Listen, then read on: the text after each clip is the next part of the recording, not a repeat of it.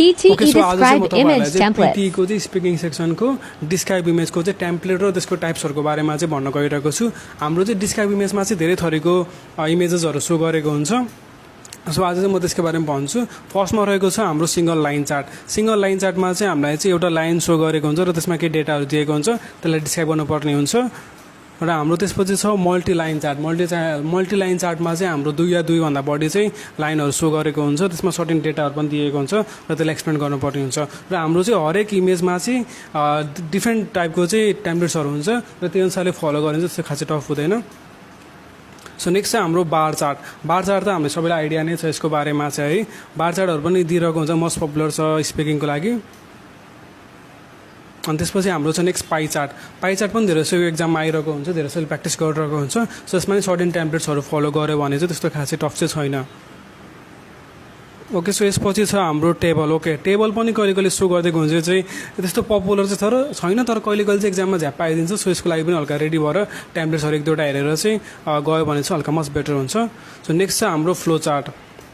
Okay, flow chart पनि एकदम most popular छ, यो आइरहेको हुन्छ एक्जाममा, धेरै स्टुडेन्टले प्र्याक्टिस पनि गरिरहनु भएको हुन्छ। सो राम्रो टेम्प्लेट फलो गर्नुभयो भने चाहिँ खासै इस्यु हुँदैन यसमा पनि। अनि नेक्स्ट छ हाम्रो map without data. Okay, map दिएको हुन्छ जसमा चाहिँ केही डेटाहरू प्रेजेन्ट हुँदैन, सिम्पली एउटा म्याप दिन्छ, त्यसलाई एक्सप्लेन गर्न मात्र गर्नुपर्ने हुन्छ। सो त्यस्तो केही टफ छैन यो पनि। अनि नेक्स्ट छ हाम्रो map with data. Okay, map हुन्छ त्यसमा सर्टेन डेटाहरू दिएको हुन्छ र त्यसलाई एक्सप्लेन गर्नुपर्ने हुन्छ। सो यो पनि खासै टफ चाहिँ छैन, यसको पनि सर्टेन टेम्प्लेट्स हुन्छ, त्यो फलो गर्नुभयो भने चाहिँ त्यस्तो खासै गाह्रो छैन। अनि हाम्रो छ पिक्चर विदाउट डेटा। यो भनेको चाहिँ हाम्रो ऱ्यान्डम पिक्चरहरू, फुलको, बिल्डिङको, घरको, रिभरको यस्तो पिक्चर हुन्छ जसमा केही डेटाहरू सो गरेको हुन्न, त्यसलाई एक्सप्लेन गर्नुपर्ने हुन्छ। सो त्यस्तो टफ पनि छैन यो। ओके, यस्तो पुलको पिक्चरहरू देखाइरहेको हुन्छ ऱ्यान्डमली। अनि नेक्स्ट छ हाम्रो picture with words and data. Okay, हामीलाई चाहिँ एउटा पिक्चर दिएको हुन्छ, त्यसमा चाहिँ सर्टेन वर्ड्स एन्ड डेटाहरू हुन्छ। सो त्यसलाई नै एक्सप्लेन गर्नुपर्ने हुन्छ।